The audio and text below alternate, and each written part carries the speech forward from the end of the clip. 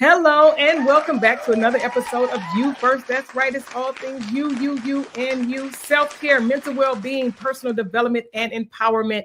I am your host, Shawanna Kennedy, and I get to be here with you.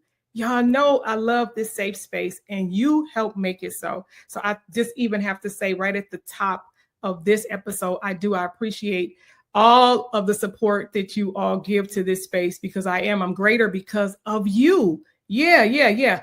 Dr. Nikita Harris. This young lady is already breaking down positive intelligence and what that looks and feels like. Whether you're a person that's in a C-suite or you're a lay person, you're a mom, you're a dad, what that looks and feels like to find your happy place, your happy space, and things that we need to be more mindful of because she's already laid out some statistics. She's given us facts, some numbers, and talked about some studies, some case studies of things that have been done, and talks about how this look and feel in our bodies. Did you know that those things, if we don't get them under control by choice or by force, I say that they affect every system in your body. That's right. I say every system in your body. So you got to make sure you check out our part 1 with this amazing doctor. Won't you help me welcome her back to the platform? Dr. Harris, get back in here. Welcome. Glad to be back. Yeah.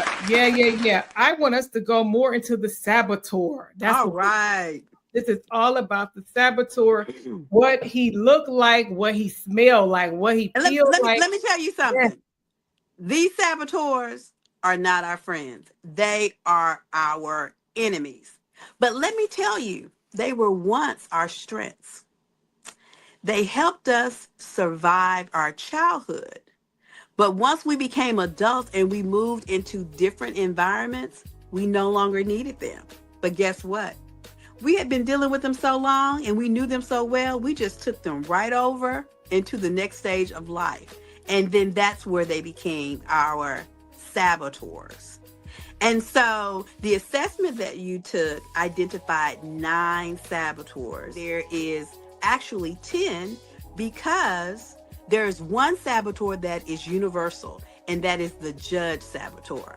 And that's our thinking, where our ability to be critical of situations, other persons, and things.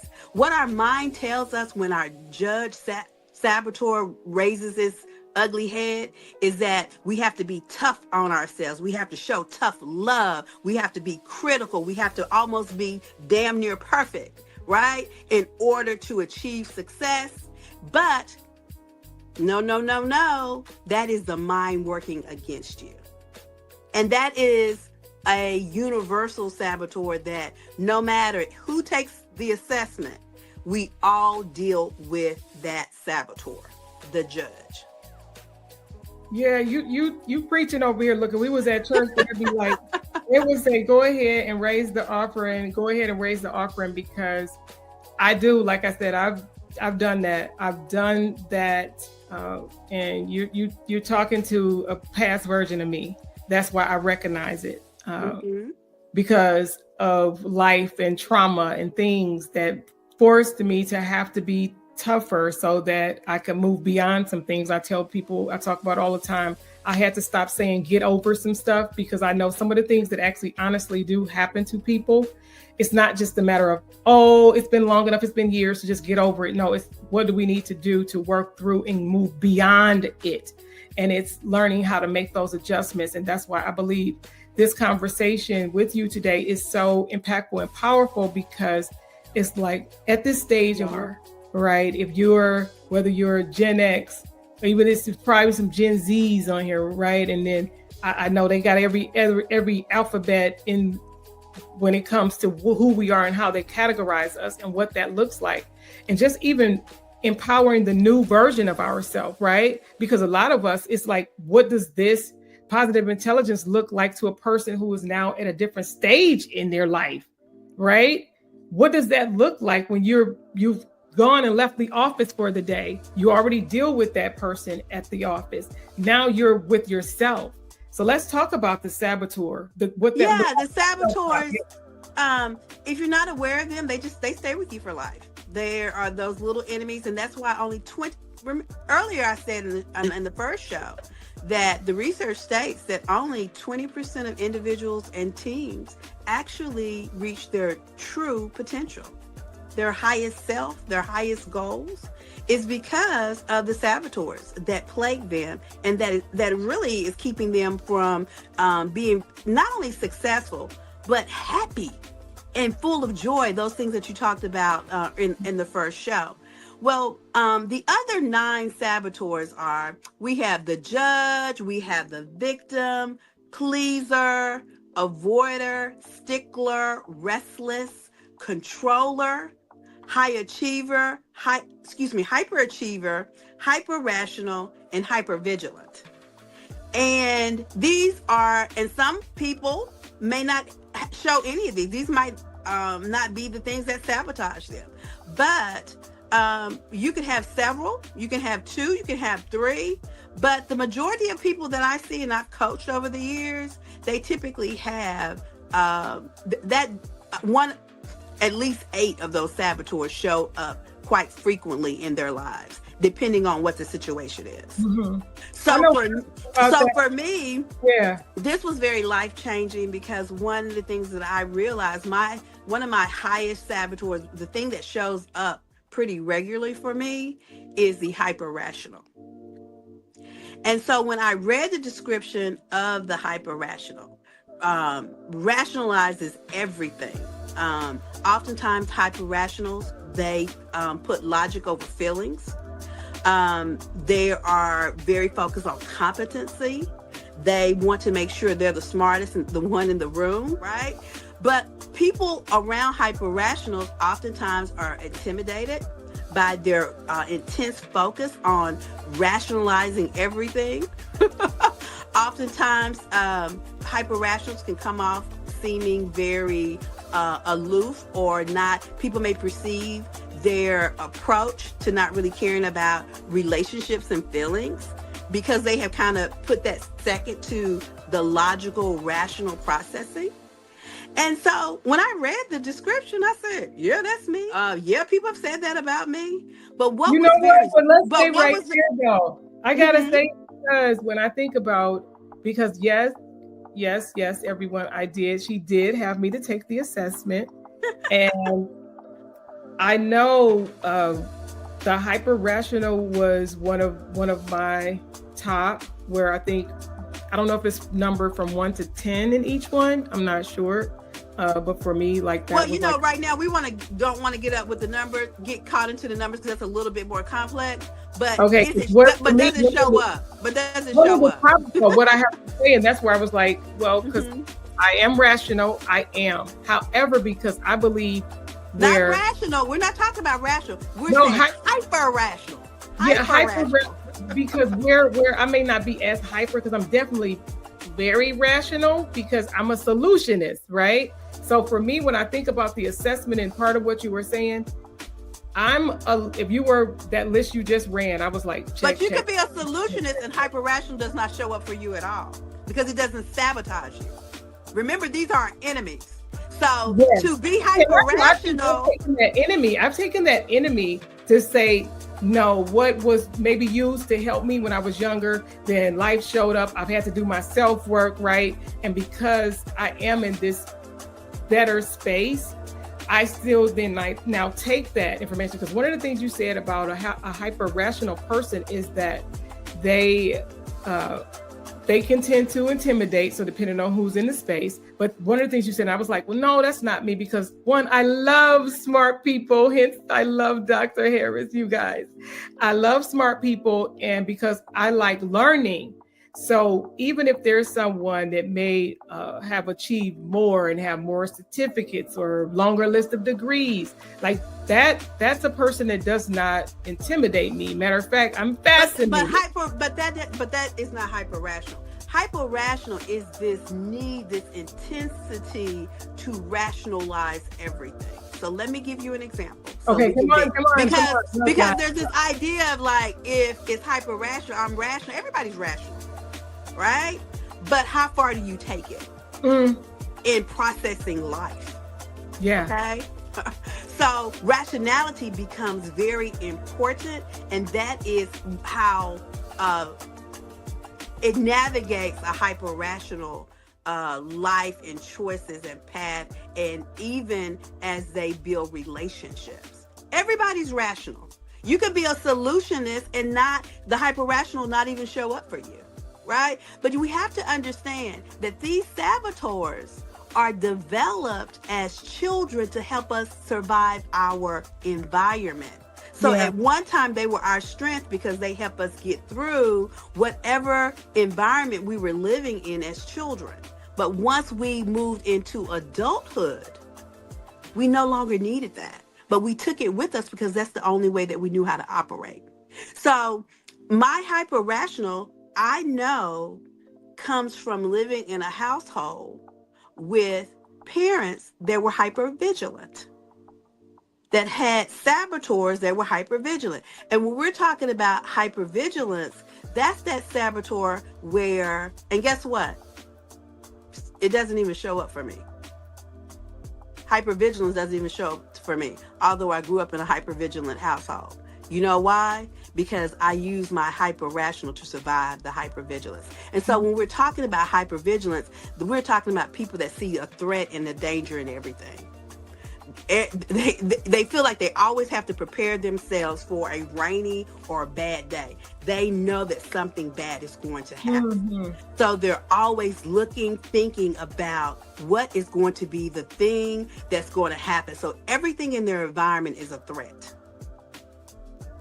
Right? So I have taken why I'm so hyper rational is probably I was a little kid, and when those fears never showed up, they were like false expectations appearing real. They probably stressed me out. And I was like, these people around here are too emotional. I can't rely on emotions to survive this. I have to rely on whether or not this makes sense, whether or not this is rational.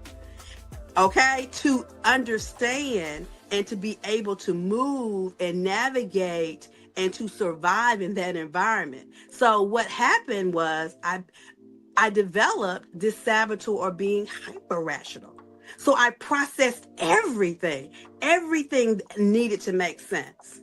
So when I understood what that was, I started to watch my behavior. Anytime I started to feel like a negative emotion, and when we're talking about negative emotions, we're talking about stress, we're talking about anger, fear, shame, guilt. I am functioning in my surviving brain. I'm in that region of the brain.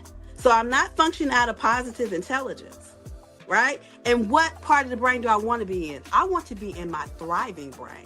So how long does it take you to, once you, because you've done some work, how long does it take you to then realize? Because I know there are certain things that happen in me and I catch myself, and I'm one of the people that do talk to myself, but I tell you it's okay to even answer yourself, right? Yes, I'm one of those people.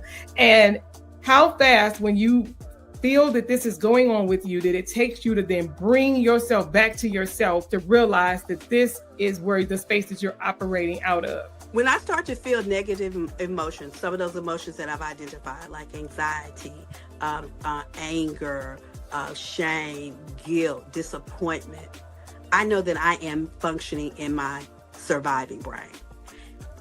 I'm not going to be successful in that region of my brain. I need to move into the region of the thriving brain. That's where we find success, and that's where happiness, compassion, love, joy lives.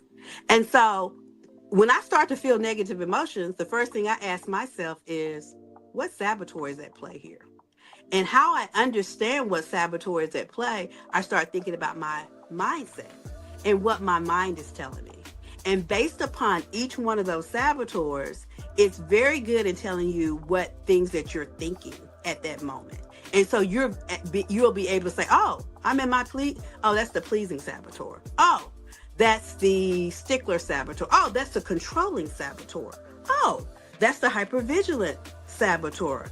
Oh, that's the avoider saboteur. Based upon what your mind is telling you, you are now able to identify what saboteur is at play. And the thing that you want to do is you want to identify it, you want to intercept, and you want to move yourself into your thriving brain where in that thriving brain, we have what we call sage powers. And that's a part of the PQ, the positive intelligence operating system, that we have some powers that we need to tap into that will help us move through this difficult, this challenging, with not a negative mindset, but with a positive mindset. I love it. Don't y'all love it? Don't y'all love Dr. Harris? Don't y'all love Dr. Harris? Make sure y'all follow her on all social media platforms. She is amazing. This is good stuff. This is really good stuff. It actually is needed because let's talk about one of your, just pick one saboteur that you want to talk about. That we haven't really talked about. Okay, so let me see. Let me think. Because I was listening at all of the things that you were saying. Let's talk about let's talk about, if I remember correctly, I want to talk about, I think one of yours was Stickler, but then after we talk about Stickler, I want to talk about hyperachiever. And the reason why I want to talk about hyperachiever is because I get a lot of pushback from hyperachievers. But Stickler. So the Stickler saboteur is the need for perfection, order. And everybody says, well, that's good. Everybody needs order, but it's taken too far. Yeah. It's taken too far. The stickler is definitely one for me. It's not about perfection, because I have, through my own work, realized that done is better than perfect, especially being a business owner, entrepreneur. That's why some of my work really come into play, not just for me personally, but in what I get to do. So I do believe that done is better than perfect, but being a stickler and really trying to operate from a space of... You're a recovering stickler. You're a recovering perfectionist. I am, y'all. I am. Okay. And it's still showing up a little bit. It's still showing up. It may not be as it was 10 or 15 years ago. It's peekable. Your girl. Look, she got me sweating over here up under these lights. Because... And I realized that, and that's one of the things that I do, how you were saying, and you were calling the names out, is it a pleaser, is it this, and this. One of the things, if I'm feeling or doing some self-talk in my brain, or I'm speaking to myself on the inside, I say, no, what is that? Where is that coming from? Those are the two questions that I ask myself. Like, I haven't said, oh, that's the pleaser side, right? I don't say those terms or use those words. I say, oh, what is that? Where is that coming from? What is the root cause of that? Because that's me, again, being my own, I don't want to say my own fixer, but because of my work and what helps me with other people, what makes me understand people and practice better emotional intelligence is being able to not only identify with myself and then realize when I'm talking to other people to save that space to, one, grant grace, but also remember that everybody is going through something. Everybody still is working on something, and everybody has a need. So I really try to do that for myself, so that that judge is not the first thing that's out the gate. Like, the judge is not the first thing that's out the gate. I try to say, and when I'm really being present, let me just say that too.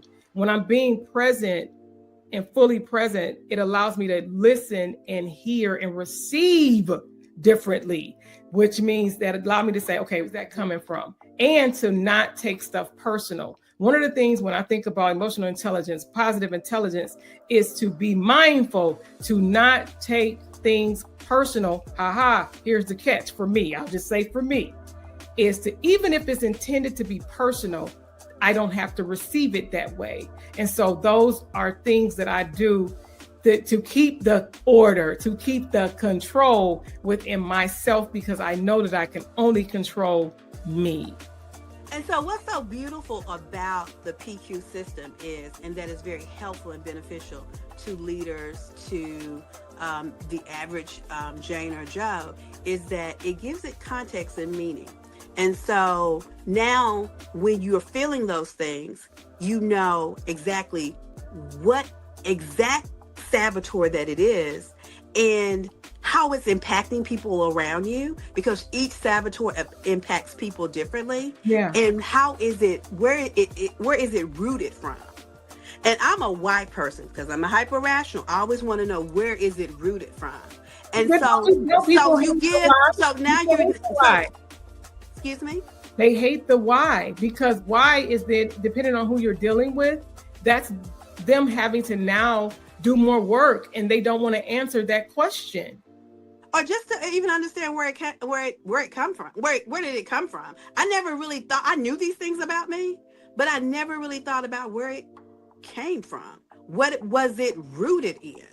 But Right? that's why those are, when I said, like you said, you've identified, and this assessment definitely allowed me to look at stuff and put it in different categories. But that's why I guess, you know, for me and some of my work, that's why those are my things to say, what is this? Where is this coming from? What causes, what happened to make me feel this way or think this way? People to understanding why they do feel those negative emotions, Yeah. where they're coming from, what their brain is saying to them, how it's sabotaging them from actually reaching their goal. And most importantly, how did it develop? How did I become this way? Right? And all of those to me are really key in making long-lasting differences, changing outcomes. Because that's what we're talking about. We're talking about, we're, you know, not just success, but long-lasting happiness. And no matter what's going on around you, no matter how challenging the situation is, you can still look at every difficulty as a gift and an opportunity. Think about that. When you reach or you enter, you know, is there instability in your company, or there's a big change on a team that you're leading, right? To think and shift your mindset from the negative, this is pretty bad. And this is not good. It's not looking good. But what is the gift and opportunity in this that I can turn it around and make it a situation where everybody thrives and everybody comes out on top? A lot of people can't do that. This is true. When they're faced with stress and uncertainty and difficulty. And that's what positive intelligence is about. How do you shift from your negative mindset to your positive mindset to still reach your goal and to maintain happiness while you're going through challenging times? I love it. Don't y'all love her? What it makes me also think about, and now because you've done such extensive work and it's a part of what you get to do in organizations, do you find that when you're just talking to the average Joe or Jane, where you bring this into play without them even realizing it? Not that you're judging them, but then you're looking, and then you're saying, you can kind of see stuff on people when you're saying, you know, like, I see that on them. How do you control that part of you where you're just like, okay, no, I'm not gonna assess them without them even realizing that they're being assessed? I think for me, understanding this system and understanding and done the study, it makes me more empathetic towards others. Yeah. And it oftentimes makes me give them more grace. So that's the other benefit to understanding positive intelligence, because and it also gives me empathy for myself, because in order to be empathetic towards others and to give others grace, it starts with yourself. If you cannot give yourself empathy, if you cannot give yourself grace, you can't give it to others. And so that's important to me as a leader, as a daughter, as a family member, as a friend. When I'm dealing with people in challenging situations, is that I give them empathy and grace. And one of the things that you said earlier, oftentimes I don't, become upset or offended, because you know what I say? Ooh, that Stickler saboteur is rising up. You know what I mean? It's rearing its ugly head. Oh, the controller saboteur. I understand that it is not about me. It is about the person and the things that they're thinking, or they're allowing themselves to move into a negative mind frame. It becomes less about me and more about them. And so it allows me to give people grace. It allows me to give more empathy, but I have to give it to myself first. And so that has been a huge game changer for me as I navigate through this stage of life. That's powerful. That's powerful because it's needed. It's needed. You said it so well, and it is. And I just really, really, really wish that it is actually a prayer. It's a hope that people grasp a hold of things like this sooner than later. I hate hate is such a strong word. I dislike when you have to reach a certain age before it kind of click, right? Just think about if we introduce our children to these concepts very early, right? And you know what? I am so grateful because of, it's kind of like we teach our kids a whole bunch of things, right? We want them, any parent would want their children to go further, do more than they've ever done. Any parent that I know that just want their children to thrive, not just exist or survive. They want them to thrive. And being able to do these things for myself, it does make me a better person for my family. I'll say it because I have 2 older children, but I also have a minor child.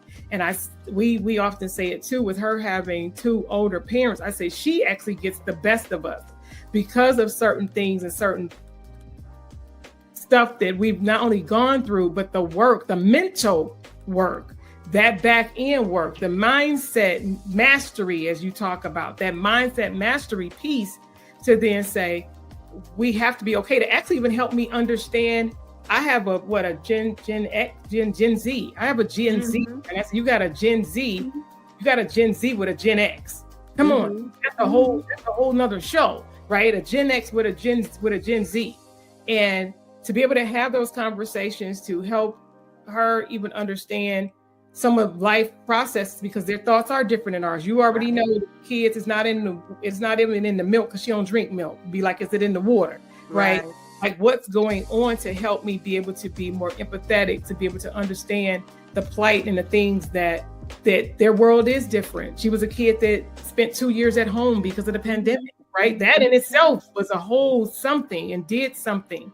So being able to do that, and that's why we have to be in this space that I say you first. It has to be about you because it affects everything we do. And if you don't know who you are, you can't know what you need.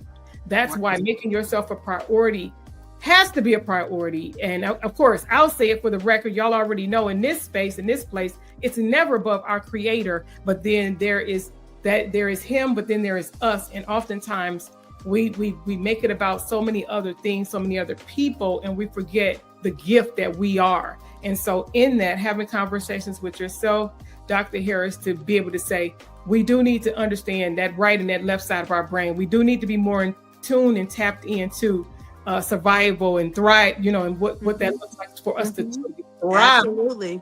Thrive. Absolutely.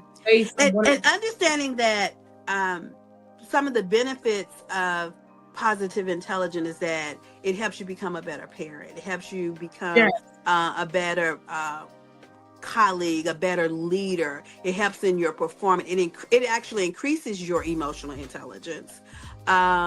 It helps you manage conflict better. It helps you become more creative, and it helps you in your overall relationship. And like I said, it helps you in terms of your wellness and your well-being.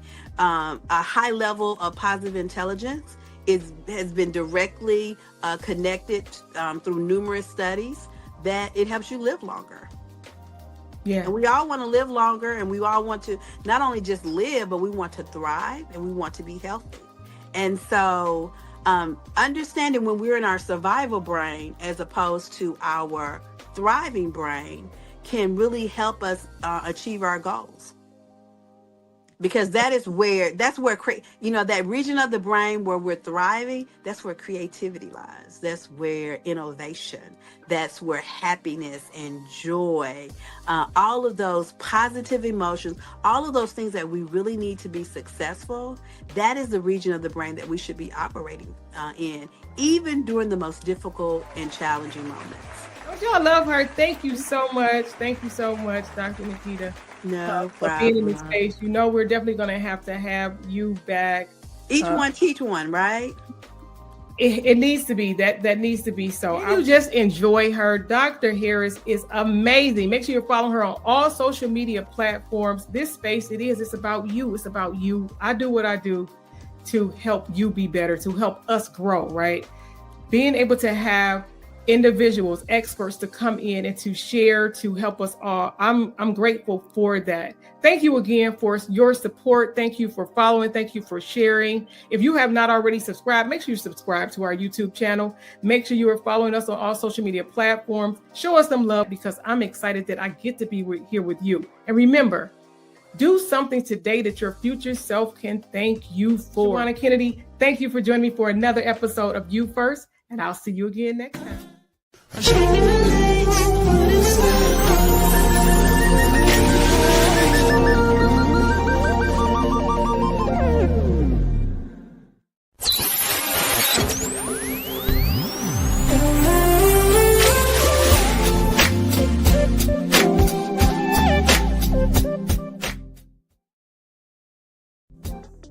This episode is brought to you by Kennedy Media and Entertainment, your premier video productions and digital visibility partner. Working with business owners just like you to be seen, heard, and paid by elevating your brand with high-impact video content, online visibility strategies, and expert social media management. Ready to stand out in your industry, on and off camera? Contact Kennedy Media today, and let's turn your message into a movement. Because visibility isn't optional, it's essential. Contact KennedyMediaLLC.com, KennedyMediaLLC.com, and let's boost your brand's visibility. It's time for you to be seen, heard, and known for your expertise. Contact us today.